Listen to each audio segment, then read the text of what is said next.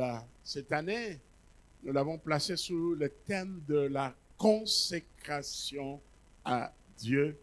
Et nous avons défini la consécration comme le fait de dédier sa vie, toute sa vie à Dieu. C'est l'acte de tout abandonner, de renoncer à tout pour suivre et servir Jésus-Christ. Et la vie chrétienne est une vie de consécration à Dieu. Amen. Il y a des textes de base que nous avons proposés, comme Romains chapitre 12, le premier verset, le deuxième verset. Romains chapitre 12, verset premier, le deuxième verset. Je vous exhorte donc, frères, à offrir vos corps comme un sacrifice vivant et saint et agréable. Voilà, Romains chapitre 12, le premier verset, le deuxième verset. Je vous exhorte donc, frères, à offrir vos corps comme un sacrifice vivant, saint et agréable à Dieu, ce qui sera de votre part un culte raisonnable. Ne vous conformez pas au présent siècle mauvais, mais soyez transformés par le renouvellement de l'intelligence, afin que vous discerniez quelle est la volonté de Dieu, c'est créer bon, agréable et parfait. Amen. C'est deux versets bibliques, mais qui disent beaucoup. Nous aurons le temps peut-être de nous pencher sur ce verset biblique. Et si Dieu le veut, nous aurons peut-être un séminaire sur le renouvellement de l'intelligence. Amen. Il y a aussi les Actes des Apôtres, chapitre 20, verset 24. Actes des Apôtres, chapitre 20, là c'est un rappel. L'apôtre Paul qui dit, « Mais je ne fais pour moi-même aucun cas de ma vie comme si elle m'était précieuse, pourvu que j'accomplisse ma course avec joie et le ministère que j'ai reçu du Seigneur d'annoncer la bonne nouvelle de la grâce de Dieu. Amen. » Il y a aussi Galates chapitre 20, verset 19-20, qui dit « J'ai été crucifié avec Christ. Si je vis, ce n'est plus moi qui vis, c'est Christ qui vit en moi. » Il y a aussi Philippiens chapitre 3, verset 7 à 11. Mais ces choses qui étaient pour moi des gains, je les ai regardées comme une perte à cause de Christ. Amen. Il y a aussi ce passage de Matthieu chapitre 16, verset 24. Matthieu 16, 24 à 26, qui dit, « Si quelqu'un veut venir après moi, qu'il renonce à lui-même, qu'il se charge de sa croix et qu'il me suive. Car celui qui voudra sauver sa vie la perdra, mais celui qui la perdra à cause de moi la trouvera. Et que servirait-il à un homme de gagner tout le monde s'il perdait son âme? Ou que donnerait un homme en échange de son âme? » Amen. Là, ce sont des rappels, mais le dimanche passé, j'ai commencé un sous-thème avec ce grand thème de la consécration à Dieu. Nous avons parlé des disciples. Jésus a dit, eh bien, si quelqu'un veut le suivre, qu'il renonce à lui-même, qu'il se charge de sa croix et qu'il le suive. Donc, si quelqu'un veut devenir son disciple, amen. Amen. Si quelqu'un veut devenir son disciple. Et le dimanche passé, nous avons donné la signification du mot disciple. Le mot disciple vient du mot grec mathetes, qui veut dire un élève, un apprenti. Et ce mot mathetes vient du verbe matano, matano qui signifie apprendre. Donc, un disciple, c'est quelqu'un qui apprend. C'est l'élève d'un maître. L'adepte d'une école particulière en philosophie ou en religion. À l'époque où le grec dirigeait ce monde, des philosophes grecs et des romains, ils avaient des disciples, donc des élèves, à qui ils transmettaient leurs connaissances philosophiques. Amen. On parle aussi des disciples dans le domaine, par exemple, des arts martiaux. Des arts martiaux, des disciples. Ils ont des élèves, on leur inculque les techniques de combat et la discipline aussi, comment vivre, etc. Mais nous sommes des disciples de Jésus-Christ. Quelqu'un peut dire Amen. Et le mot disciple revient dans le Nouveau Testament 290 fois, alors que le mot chrétien revient seulement 3 fois. En fait, le mot approprié pour désigner les hommes et les femmes qui suivent Jésus-Christ, c'est le mot disciple. Amen. C'est dans la ville d'Antioche que les chrétiens furent appelés pour la première fois, les disciples de Jésus furent appelés pour la première fois des chrétiens. Dans ce mot, il y a Christ, donc des gens qui vivent à la manière de Christ. Alléluia. Donc, lorsqu'on est chrétien, on doit vivre comme Jésus a vécu. Alléluia. Nous devons être de vrais et non de faux disciples de Jésus. Il y a de vrais et de faux disciples. Alors, depuis le dimanche passé, j'ai commencé un sous-thème avec ce thème général, les 4 caractères essentiels du disciple. 4 caractères essentiels du disciple. Je reprends encore cette citation aux pensées d'un homme de Dieu, Samuel Abzakorzian, qui a dit, pour devenir chrétien, il n'y a rien à payer. Mais pour devenir disciple de Jésus-Christ, il faut en payer le prix. Amen. Amen. Dans le texte que nous avons lu, Jésus-Christ qui dit, si quelqu'un veut venir après moi, qu'il renonce à lui-même. Et les autres versions disent qu'il ne pense plus à lui-même. Il ne pense plus à lui-même. Donc, il y a un prix à payer. Un prix à payer. Vivre comme Jésus-Christ. Vous savez, le chrétien dans ce monde est comme quelqu'un qui nage contre le courant d'eau. Je vais expliquer ça.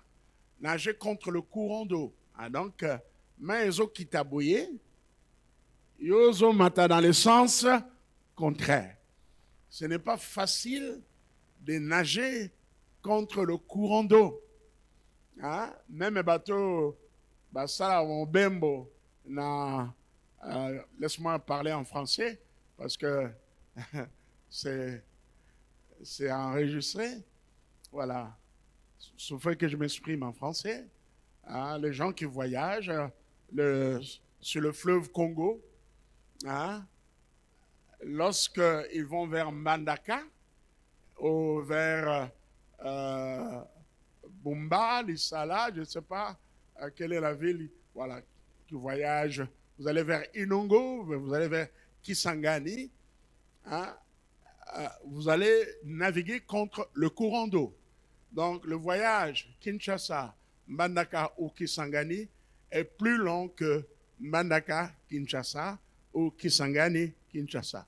Parce que, en fait, le fleuve se déverse sur l'océan, n'est-ce pas? L'océan Atlantique. Et les eaux du fleuve descendent.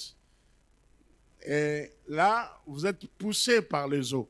Donc, la vie chrétienne ressemble à la nage contre le courant d'eau, qui n'est pas facile.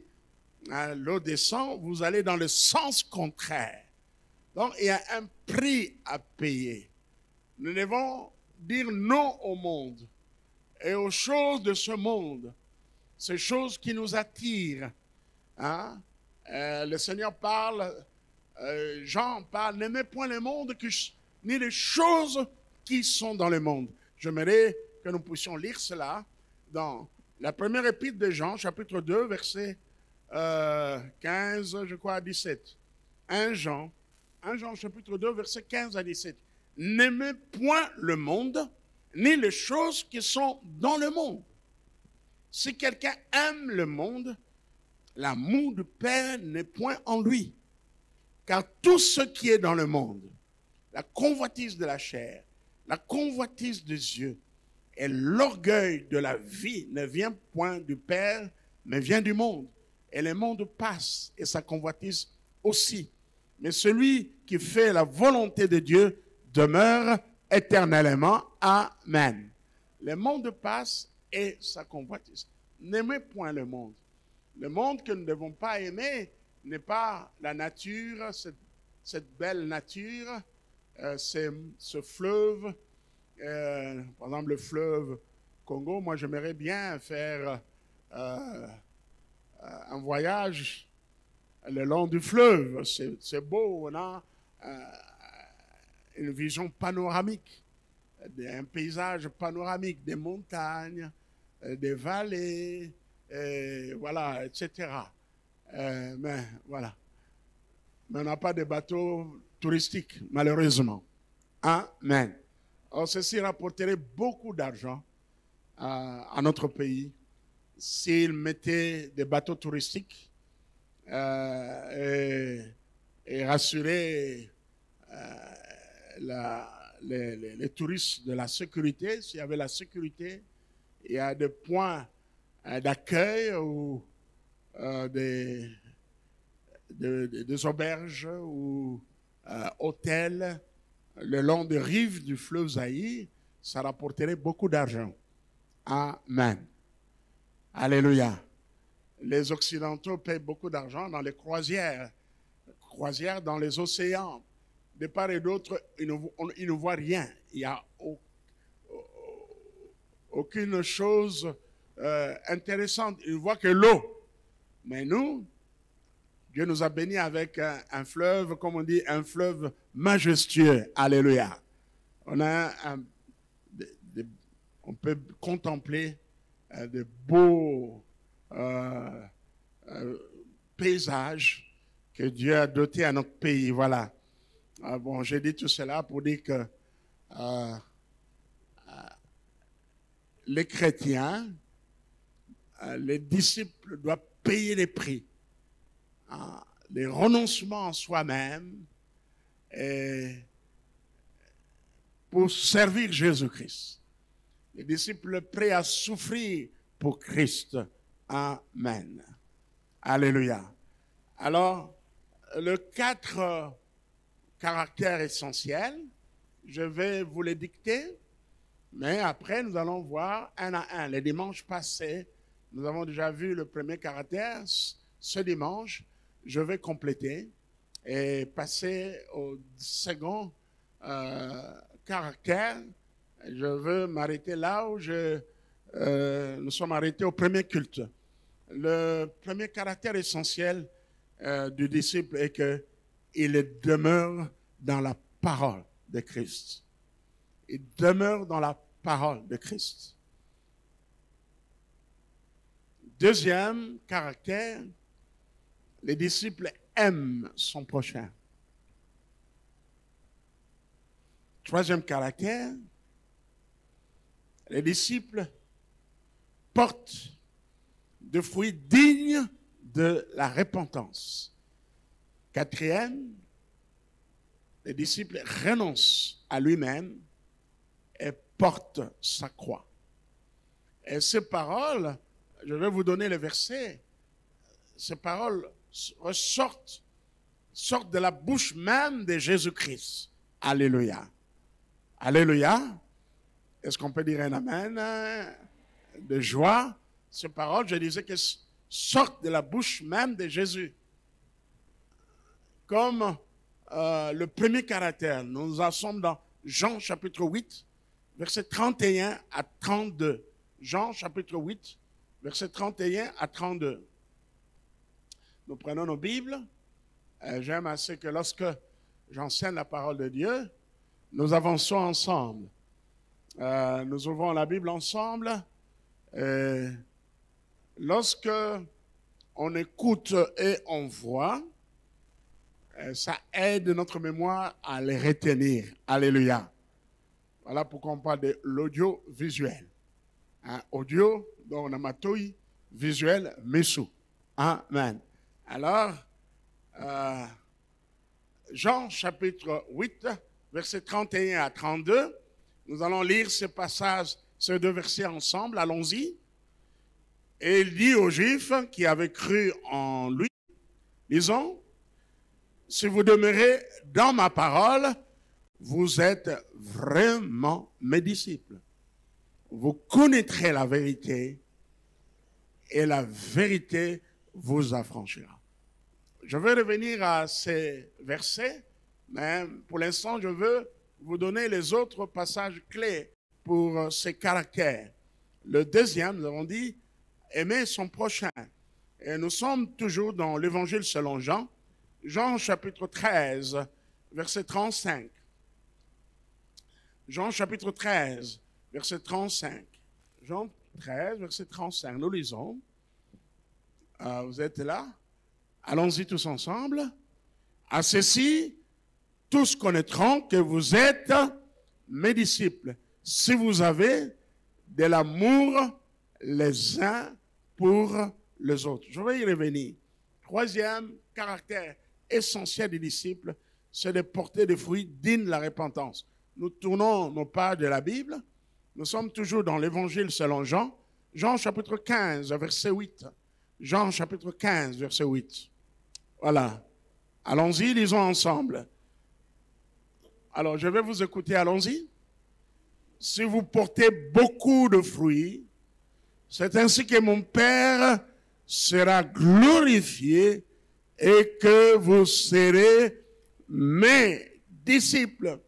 Les disciples de Jésus doivent porter des fruits dignes de la repentance. Alléluia. Digne de la repentance, digne d'une personne née de nouveau, une personne transformée, qui a donné sa vie à Jésus, une personne dont la vie est dirigée par Jésus, des fruits dignes de la repentance. Et non de fruits qui font honte à Dieu. Et non de fruits qui font honte à Dieu, de fruits dignes de la repentance. C'est un signe que, voilà, cet homme, cette femme est vraiment un disciple de Jésus-Christ. Alors, le quatrième caractère, nous l'avons déjà lu, c'est dans Matthieu chapitre 16, verset 24. Si quelqu'un veut venir après moi, qu'il renonce à lui-même, qu'il se charge de sa croix et qu'il me suive. Et j'ai longuement, j'ai beaucoup parlé sur porter sa croix, sur les conditions que Jésus fixe aux personnes qui veulent le suivre. Jésus-Christ, comme je l'ai dit, n'a pas voulu que les personnes qui manifestaient le désir de le suivre puissent penser à leur décision. Amen. Amen. Qu'ils puissent penser à leur décision, qu'ils puissent vraiment réfléchir. Qu'ils puissent réfléchir avant de les suivre. Oui, il est venu pour que les hommes soient sauvés. Jésus est venu pour que nous soyons sauvés.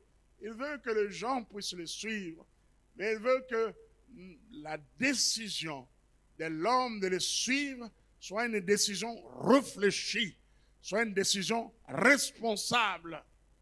Amen. Il y a trop de décisions superficielles. Mais si la persécution venait, est-ce que vous allez tenir? Si la persécution venait, vous allez tenir. Et vous êtes prêt à mourir pour Jésus-Christ. Si la tentation venait, tout le monde de persécution t'est. Ne parlons même pas de persécution, la tentation seulement. Il y a des gens qui succombent devant la tentation. Ils tombent, ils tombent, ils tombent. Ils ne savent pas tenir ferme contre la tentation. Amen. Alors, soyez fermes. Je dis, soyez forts et soyez fermes. Résistez à la tentation. Triomphez de la tentation. Amen. Quel que soit là où vous êtes, triomphez de la tentation. Et ne tombez pas dans le péché. Nous allons revenir à cela. Rentrons à notre premier caractère, demeurer dans la parole de Christ. Notez que le verbe demeurer est un verbe, on pourrait dire péculière ou cher à l'apôtre Jean. Ou je dirais mieux parce que l'apôtre Jean a rapporté que la parole de Jésus-Christ. Amen. Il n'a rapporté que la parole de Jésus-Christ. Donc le verbe demeurer, nous le trouvons surtout dans l'épître, dans l'évangile de Jean et dans l'épître, les épîtres de Jean. Le mot demeurer exprime non seulement la communion personnelle des croyants avec Christ, mais aussi la position des croyants. Le mot demeurer, ce verbe demeurer, exprime la communion personnelle du croyant avec Christ, mais aussi sa position. Être en Christ, un terme similaire à demeurer en Christ, c'est être en Christ. Et là, c'est une expression chère à l'apôtre Paul. Alléluia. Si quelqu'un est en Christ, il est une nouvelle créature. Les choses anciennes sont passées, toutes choses sont devenues nouvelles. Dans 1 Thessaloniciens chapitre 4, quand l'apôtre Paul dit à la voix d'un archange et au son de la trompette, les morts, oh, complétez non, les morts, vous évitez, les morts, oh, qu'est-ce que l'apôtre Paul dit? Les morts en Christ. Les morts en Christ ressusciteront premièrement. Alléluia. Voilà pourquoi j'ai déjà donné, j'ai un sermon intitulé En Christ. En Christ. Les morts en Christ ressusciteront premièrement. Cette expression être en Christ exprime même, résume la vie chrétienne, une vie vécue en Christ. Alléluia. Nous demeurons en Christ. Oui, la vie chrétienne commence par la foi en Jésus-Christ et elle continue en demeurant en Christ. Je reprends cette pensée. La vie chrétienne commence par la foi en Jésus-Christ et elle continue en demeurant en Christ. Donc, si la foi permet aux croyants d'entrer dans la vie nouvelle, ce que le croyant doit faire pour continuer, il doit continuer. Ce qu'il doit faire pour continuer dans la foi, c'est de demeurer en Christ. Je reprends encore cette pensée. Si la foi permet aux croyants d'entrer dans la vie nouvelle, ce qu'il doit faire pour continuer dans la foi, c'est de demeurer en Christ. Et lorsque le Seigneur Jésus nous dit, demeurez en moi, et je demeurerai en vous, il nous invite à participer à sa vie au plus haut niveau. Demeurez en moi, et je demeurerai en vous. Le Seigneur nous invite à participer à sa vie au plus haut niveau. Notez que le verbe demeurer vient du verbe grec meno, M-E-N-O. M-E-N-O. Simple pour écrire. Frère vient de meno. Ça veut dire s'attarder, s'arrêter à un endroit, rester, séjourner, avoir sa demeure, continuer d'être dans un certain état. Je reprends les significations de ce verbe meno qui est traduit en français par demeurer, c'est s'attarder, s'arrêter en un lieu, séjourner, avoir sa demeure, continuer d'être dans un certain état. Nous avons le mot demeure, une demeure, c'est l'endroit où on habite, où on reste, la demeure. Et demeurer en Jésus veut dire tenir bon avec lui. Alléluia. Alléluia. Qu'est-ce que je dis? Demeurer en Jésus, c'est? Demeurer en Jésus, c'est tenir bon avec lui. Kotinga mana Yesu. Kozala elongo na Yesu. Même quand c'est dur, même quand c'est dur, même dans le combat, on n'abandonne pas. Demeurer en Jésus, c'est aussi être conscient de son union avec lui, de sa totale dépendance de lui pour tous les actes essentiels de la vie. Je reprends encore la signification du mot, de l'expression demeurer en Jésus. C'est être conscient de son union avec lui, de sa totale dépendance de lui pour tous les actes de notre vie, de la vie. Amen. Amen. Alors je vous appelle à demeurer en Christ. Mais le passage que nous avons lu, c'est demeurer dans sa parole. Alléluia. Et demeurer en Christ, c'est demeurer dans sa parole, qui veut dire obéir à sa parole.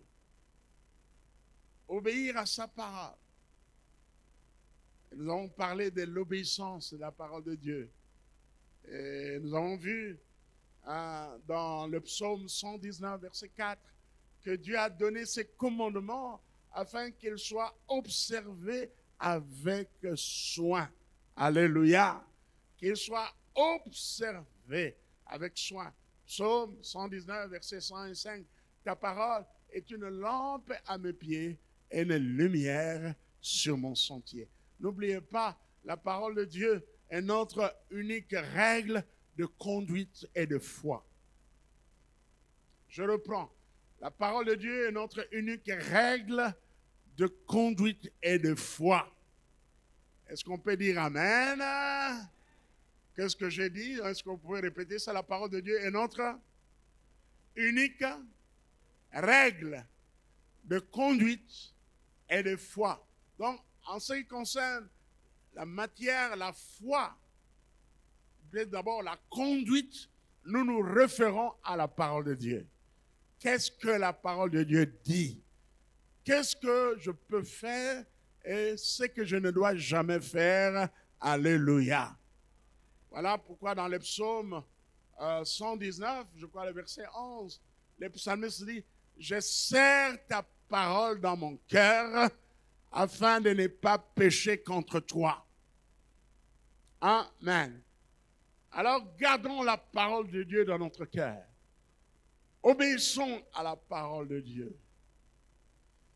Celui qui obéit à la parole de Christ, celui qui obéit au commandement de Christ est vraiment son disciple. Est-ce qu'on peut dire Amen? Alors c'est là on comprend qu'aujourd'hui dans l'Église, il y a de faux chrétiens, il y a de faux disciples. Mais moi en tant que votre berger, Je prie pour que vous soyez des vrais chrétiens. Je prie pour que vous soyez des vrais disciples de Jésus-Christ. Alléluia. Parce que, comme la Bible nous dit, je crois dans 2 Timothée, chapitre 2, verset 19, le Seigneur connaît ce qui lui appartiennent. Quiconque invoque le nom du Seigneur, qu'il s'éloigne de... qu'il s'éloigne de... Quiconque invoque le nom du Seigneur, qu'il s'éloigne de l'iniquité, qu'il s'éloigne du péché. Amen. Aujourd'hui, nous avons de faux pasteurs, de faux prophètes, de faux serviteurs de Dieu, comme de faux chrétiens, qui prêchent, qui prophétisent, mais qui marchent à l'encontre de la parole de Dieu. Ils sont là dans l'impudicité, sont des adultères, ils courent derrière les petites filles. Et d'autres, ils ont fait le pacte avec le diable pour la renommée, pour avoir l'argent. Oui, il y a une gloire qui vient du diable. Dans le récit de la tentation, le diable a proposé à Jésus, a voulu faire ce marché avec Jésus. Voilà, ce monde, la gloire de ce monde m'appartient. Si tu te prosternes devant moi, je vais te donner cette gloire. Amen. Alléluia. Il a dit arrière de moi, Satan, parce qu'il a écrit, tu adoreras Dieu et Dieu lui seul. Amen. Mais laisse-moi vous dire, je suis un homme de Dieu, mais beaucoup d'hommes de Dieu ne le sont plus. Ils sont des serviteurs de Satan. Ils tiennent la Bible, ils s'habillent avec des cols pastoraux, et ils prêchent la parole, mais pas le vrai évangile. Ils ne prêchent pas la croix. Amen. Ils ne prêchent pas la croix. Ils prêchent autre chose. Parce qu'ils prêchaient la croix, ils allaient prêcher les condamnations contre eux-mêmes. Alléluia. Alléluia. Alors nous devons faire attention, peuple de Dieu, faites attention. Il opère des miracles, c'est vrai. Nous voulons bien voir la puissance de Dieu, le miracle de Dieu. Mais il y a des hommes de Dieu qui ont fait le pacte avec le diable, des semblants de miracles. Donc il y a de faux serviteurs de Dieu, comme il y a de faux chrétiens. Mais moi, votre pasteur, je prie pour que vous tous, vous demeurez dans la parole de Dieu. Vous marchez avec Christ. Alléluia. Vous marchez avec Jésus. Vous marchez avec Jésus. Et l'autre, le deuxième caractère, nous voulons l'aborder. L'amour du prochain. Les disciples aiment les autres, aiment son prochain. Les vrais disciples. Vous savez, l'amour est un attribut essentiel de notre Dieu. Comme l'épître de Jean le dit, Dieu est amour. Amen. Amen. L'amour consiste à faire le bien aux autres. L'objet de l'amour consiste à faire le bien aux autres, à pardonner et à accepter les autres. Et la Bible parle beaucoup de l'amour de Dieu. Et surtout l'apôtre Jean parle beaucoup de l'amour de Dieu. Dans son évangile et dans ses épîtres, il parle de l'amour de Dieu. Et je crois qu'il est le disciple qui a expérimenté l'amour de Jésus. Lui-même, dans son évangile, il se présente comme les disciples que Jésus aimait. Amen. Il se cache sous cet anonymat-là Hein, le disciple que Jésus aimait, c'est lui. C'est lui, ses disciples, qui pouvait poser sa poitrine sur, sa tête sur la poitrine de Jésus-Christ pendant le souper pascal, les disciples que Jésus-Christ aimait. Il a parlé beaucoup de l'amour dans son évangile et dans ses épîtres. Comme je l'ai dit, et nous le voyons dans Jean chapitre 13, verset 35.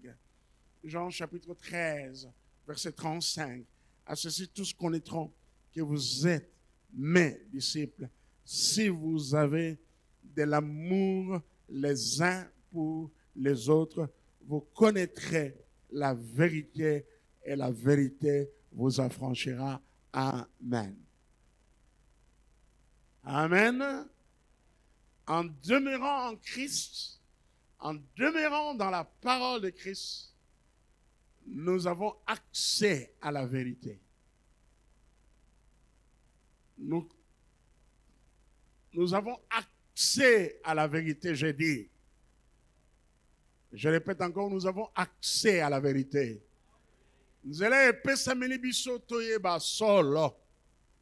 Lui-même, Jésus se présentait comme « Je suis le chemin, la vérité et la vie. Nul ne vient au Père que par moi. » Il est la vérité. Lorsque nous demeurons dans la parole de Christ, lorsque nous demeurons en Christ, nous connaîtrons la vérité. La vérité ne vient pas d'un soi-disant prophète, un apôtre ou pasteur. Hein? Des révélations extra-bibliques. Eh bien, la vérité se trouve dans cette parole, dans la parole de Dieu. Amen. Alléluia. Voilà pourquoi la Bible nous exhorte, la parole de Dieu nous exhorte, Dieu lui-même nous exhorte à lire sa parole jour et nuit. Amen. J'aime la prière que le psalmiste fait dans le psaume 119. Ouvre mes yeux pour que je contemple les merveilles de ta parole. Amen. Que Dieu nous ouvre les yeux, que Dieu nous accorde l'intelligence pour que nous puissions comprendre sa parole. Quelqu'un peut dire Amen. Mais pour ça, il faut que nous puissions démontrer notre soif de la parole de Dieu. Alléluia. Lorsque nous cherchons Dieu, Dieu se laisse trouver par nous. Amen. Voilà un secret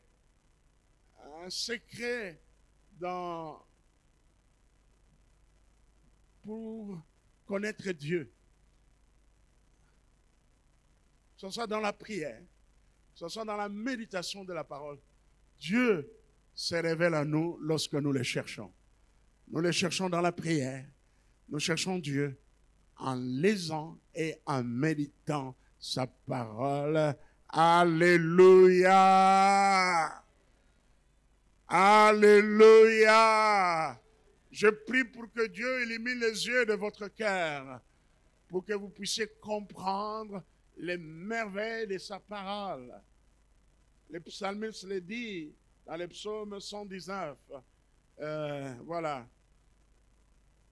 Psaume 119. Au verset 18. Ouvre mes yeux pour que je contemple les merveilles de ta parole. Et dans ce psaume, le psalmiste prie beaucoup pour que Dieu lui accorde l'intelligence. Il dit, je fais, verset 47, psaume 119, verset 47, je fais mes délices de tes commandements, je les aime. Amen. Je lève mes mains vers tes commandements que j'aime et je veux méditer tes statuts. Alléluia. Oh, que Dieu me donne, que Dieu vous donne cet amour de la parole de Dieu, de ses commandements qu'exprime le psalmiste dans le psaume 119. Amen. Oui, à ceci, tous connaîtront que vous êtes vraiment mes disciples. Vous êtes mes disciples. Oui, là, c'est passé. Et à ceci, tous connaîtront que vous êtes mes disciples si vous avez de l'amour les uns pour les autres. Amen. Dieu nous aime. Et nous devons aussi aimer notre prochain. Comme Jean le dit dans son épître. Qui parmi nous a vu Dieu? Alors comment vous pouvez dire que vous aimez Dieu alors que votre prochain que vous voyez, vous ne l'aimez pas? La Bible appelle ces personnes des menteurs. Et les menteurs n'hériteront point le royaume de Dieu. Je dis que les menteurs n'hériteront point le royaume de Dieu. Le diable est le père des mensonges. J'ai déjà entendu même un homme de Dieu, et un jour, il a dit, trois serviteurs de Dieu déclarer des choses.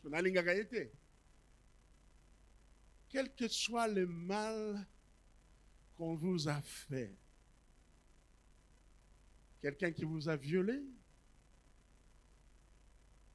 quelqu'un qui a détruit ton mariage, qui a rendu un faux témoignage, quelqu'un qui vous a accusé faussement,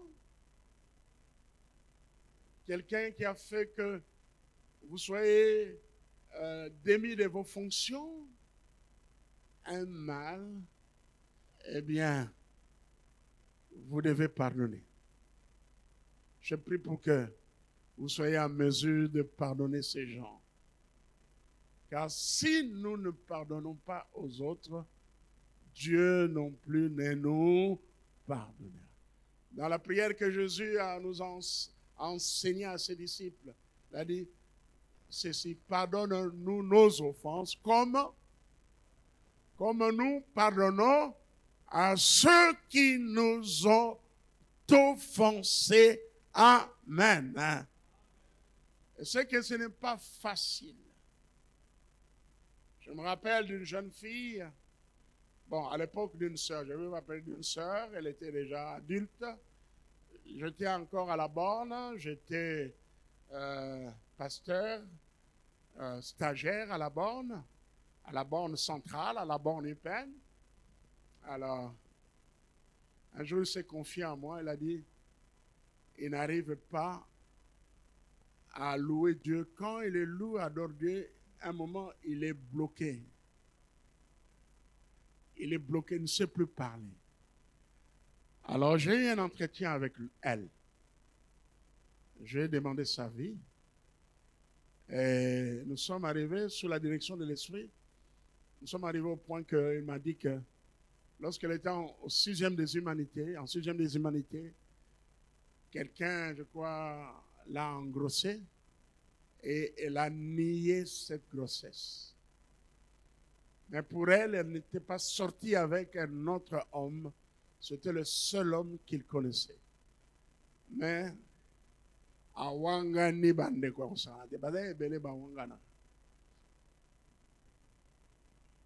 Ils sont même prêts à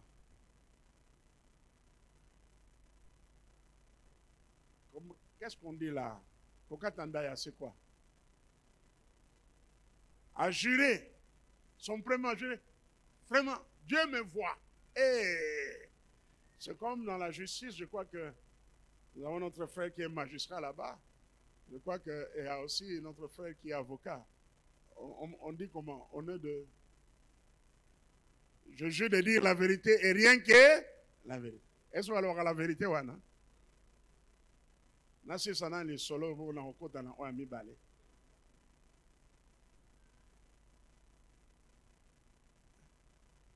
Alors, elle était obligée d'avorter. Mais ça a marqué sa vie. Quoi qu'elle avait donné sa vie à Jésus-Christ. Mais elle n'était pas encore guérie de cette blessure. Donc chaque fois qu'elle adorait Dieu, J'ai expérimenté, j'ai dit, louons Dieu et adorons le Seigneur. Commençons à adorer Dieu. Je vais la bien commencer, et à un moment, elle était bloquée. Je lui ai dit, il faut pardonner. Je l'ai conduit vraiment à pardonner ce jeune homme. Et après, alors elle pouvait louer Dieu sans qu'elle soit bloquée. Elle est épanouie, voilà, elle a même une responsabilité à la borne. Alléluia. Alléluia. Et il faut pardonner. Il faut pardonner quel que soit le mal qu'on vous a fait. Même si quelqu'un a tué votre père, votre mère, par les moyens occultes, même à Mazumbeli, il faut pardonner. Mais avec Dieu, c'est possible. Avec l'Esprit de Dieu, c'est possible. Amen. Oui, comme on dit, le pardon nous libère. Le pardon est une marque, est une expression de l'amour. Car dans 1 Corinthiens chapitre 13, l'apôtre Paul dit, l'amour pardonne tout. Amen. L'amour pardonne tout. Alors, voyons toujours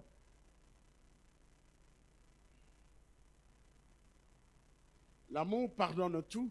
Lisons dans 1 Jean chapitre 4. Nous allons terminer ici, nous allons faire une longue lecture.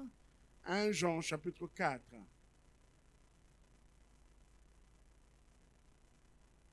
À partir du verset 7e.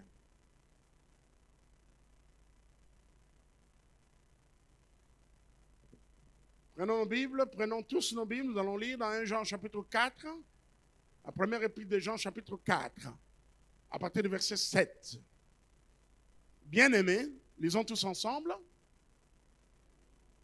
Ok, nous reprenons tous ensemble, allons-y. Bien-aimés, aimons-nous les uns les autres, car l'amour est de Dieu, et quiconque est né de Dieu et connaît Dieu. Et quiconque aime est né de Dieu et connaît Dieu. Nous reprenons ce verset. Allons-y. Bien-aimés, aimons-nous les uns les autres, car l'amour est de Dieu. Et quiconque aime est né de Dieu et connaît Dieu. Amen. Celui qui aime, c'est une preuve de sa conversion, de sa nouvelle naissance. Amen. Verset 8. Celui qui n'aime pas n'a pas connu Dieu, car... Reprenons tous ensemble le verset 8e. Allons-y. Celui qui n'aime pas n'a pas connu Dieu, car Dieu est amour. Amen. Un jour, lorsque je dirigeais l'église l'Arche d'Alliance à Massina, à l'époque où le pasteur Israël Nsembe était parti au Togo pour faire les études de théologie, j'avais reçu une jeune dame, pour ne pas dire sœur, qui habitait dans le quartier à Massina, qui était comme troublée, n'avait pas l'esprit en place. Mais à des moments, elle avait raisonné correctement. J'ai eu un entretien avec elle. Elle avoue qu'elle est sorcière. Elle-même a dit que parce qu'elle est sorcière. Elle avoue qu'elle avait tué certains membres de sa famille, je ne me rappelle plus. C'était sa mère, son père, même ses frères. Et moi, je lui ai dit, comment tu peux sacrifier par des moyens occultes, par des sortilèges, votre propre maman, celle qui vous a mis au monde. Voici sa réponse. Elle dit, pasteur, lorsque nous prenons la peau de la sorcière ou bien de la sorcellerie, nous revêtons cette peau-là, il n'y a que la haine. Il n'y a que la haine. Alors là, j'ai vu vite les diables. Dans le cœur du diable, il y a la haine. Le diable ne vient que pour voler, égorger et détruire. Mais seul Dieu est amour. Alléluia. Dieu est amour. C'est ces gens-là, les sorciers tuent parce qu'ils sont habités par une haine, une dose de haine que le diable déverse dans leur cœur. Ils voient tuer comme un acte louable. Oh. Dieu est amour. Je dis que Dieu est amour. Ne haïssez personne. La haine est du diable. Nous devons aimer les uns les autres. Ne cherchez pas le malheur des autres. Ne jetez pas le pot de banane sur le chemin des autres. C'est faire le jeu du diable. Aujourd'hui, c'est triste, nous avons des cas d'empoisonnement. C'est grave. Eh bien, les gens qui commettent ces actes, ils sont du diable, ils appartiennent au diable. Qu'ils soient hommes de Dieu, pasteurs, apôtres, tout cela, chrétiens, mais ils sont du diable. Parce que Dieu est amour. Amen. Est-ce qu'on peut dire un amen et de joie? Oui, l'amour de Dieu a été manifesté envers nous en ce que Dieu a envoyé son Fils unique dans le monde afin que nous vivions par lui. Et cet amour consiste non point à ce que nous avons aimé Dieu, mais en ce qu'il nous a aimés et a envoyé son Fils comme victime expiatoire pour nos péchés. Verset 11, bien-aimés. Lisons tous ensemble le verset 11e.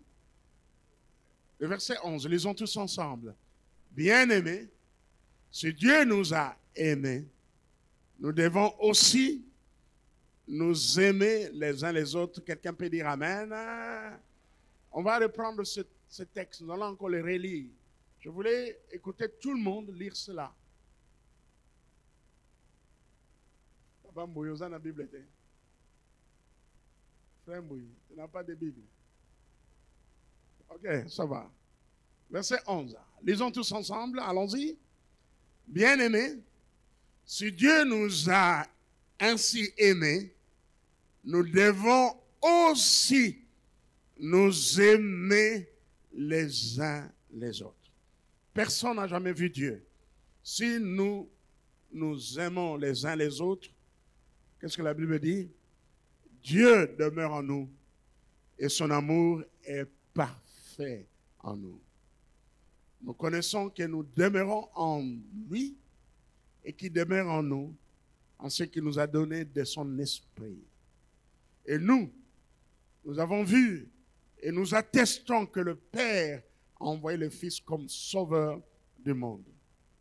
Celui qui confessera que Jésus est le Fils de Dieu, Dieu demeure en lui et lui en Dieu. Et nous avons connu l'amour que Dieu a pour nous et nous y avons cru. Dieu est amour et celui qui demeure dans l'amour en Dieu et Dieu demeure en lui. Tel il est, tel nous sommes aussi dans ce monde. C'est en cela que l'amour est parfait en nous, afin que nous ayons de l'assurance au jour du jugement. La crainte n'est pas dans l'amour, mais l'amour parfait bannit la crainte, car la crainte suppose un châtiment. Et celui qui craint n'est pas parfait dans l'amour. Pour nous, nous l'aimons parce qu'il nous a aimés les premiers. Amen. Alors nous allons lire les deux derniers versets, les versets 20 et le verset 21. Lisons tous ensemble. Allons-y. Si quelqu'un dit « J'aime Dieu » et qu'il haïsse son frère, c'est un menteur. Car celui qui n'aime pas son frère qu'il voit, comment peut-il aimer Dieu qu'il ne voit pas? 21, verset 21, allons-y. Et nous avons de lui ce commandement, que celui qui aime Dieu aime aussi son frère. On peut dire Amen. Est-ce que parmi nous, il y a quelqu'un qui a juré de ne pas pardonner son frère, un membre de famille, un parent? C'est vrai, ils t'ont fait souffrir. Ils t'ont fait beaucoup de mal. Mais Dieu te demande de pardonner à toutes ces personnes. Quelqu'un peut dire Amen. Est-ce qu'on peut dire un Amen convaincant? Parce que si vous ne pardonnez pas, Dieu non plus ne vous pardonnera pas. Vous resterez dans vos péchés et vous irez en enfer. Amen. Amen. Je termine par ce qu'un homme de Dieu a dit. Ça fait longtemps, très longtemps. J'étais encore célibataire. J'étais à l'église La Borne d'une peine. Je suivais une cassette vidéo, vous savez, les cassettes vidéo anciens. Un prédicateur, je reconnais son nom, Carlos Ortiz. Je ne connais pas sa nationalité, mais je sais qu'il est de l'Amérique latine. Un jour, il est encore dans l'église qu'il dirigeait. Il a pris la parole, il a ouvert là où le Seigneur a dit « Aimez-vous les uns les autres, car l'amour est de Dieu. » Il est resté quelques minutes debout, il est allé s'asseoir. L'église regardait, il pensait que peut-être on va entonner un chant, bien quelque chose. Il y a eu un silence pendant quelques minutes. Il s'est mis debout encore. Il a dit, le Seigneur nous dit, aimons-nous les uns les autres. Il est allé se rasseoir.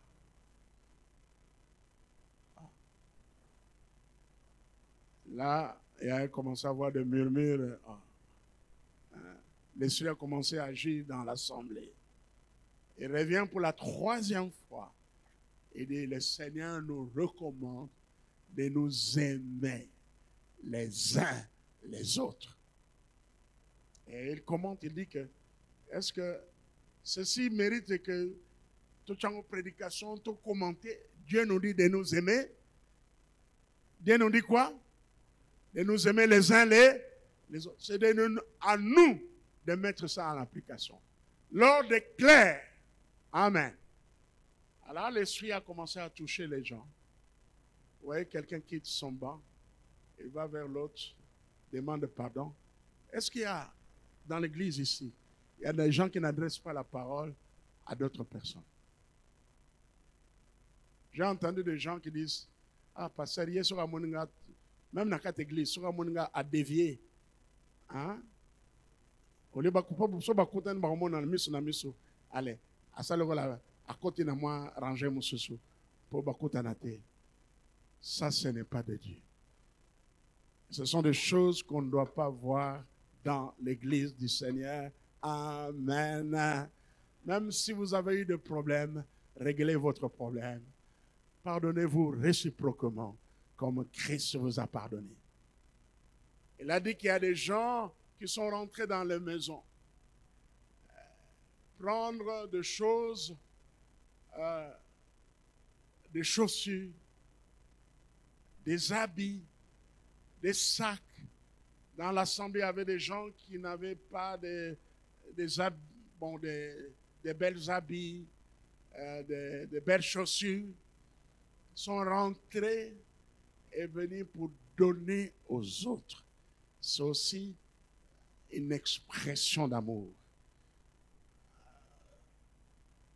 La Bible nous dit de ne pas aimer en parole, mais d'aimer avec action et dans la vérité. Alléluia.